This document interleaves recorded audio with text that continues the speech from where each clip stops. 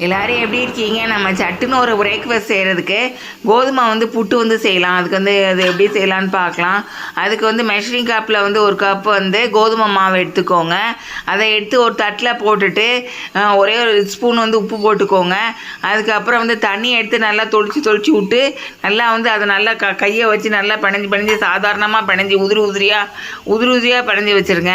இதுதான் பக்குவம் அந்த அளவுக்கு தான். பக்குவம் வந்ததுக்கப்புறம் அதை எடுத்து இட்லி சட்டியில் கொஞ்சம் தண்ணியை ஊற்றிட்டு அதுக்கப்புறம் அது மேலே இட்லி தட்டை வச்சுட்டு அதில் இந்த மாவெல்லாம் எடுத்து அதில் போட்டுருங்க. அதில் எடுத்து இது விருதுநகர் ஆச்சி சமையல் தமிழ். இது சப்ஸ்கிரைப் பண்ணுங்கள், லைக்ஸ் கொடுங்க, ஷேர் கொடுங்க. நன்றி. இப்போ இட்லி சட்டியை கேஸ் ஸ்டவ்வில் வச்சுட்டு கேஸ் ஸ்டவ் மீடியம் ஃப்ளேமில் வச்சுக்கோங்க. பெரிய பர்னரில் வச்சுட்டு ஒரு 10 நிமிஷம் கழித்து எடுத்துகிட்டு அதுக்கப்புறம் சீனி போடுங்க. இல்லைன்னா நாட்டு சக்கரை எடுத்து போட்டுக்கலாம்.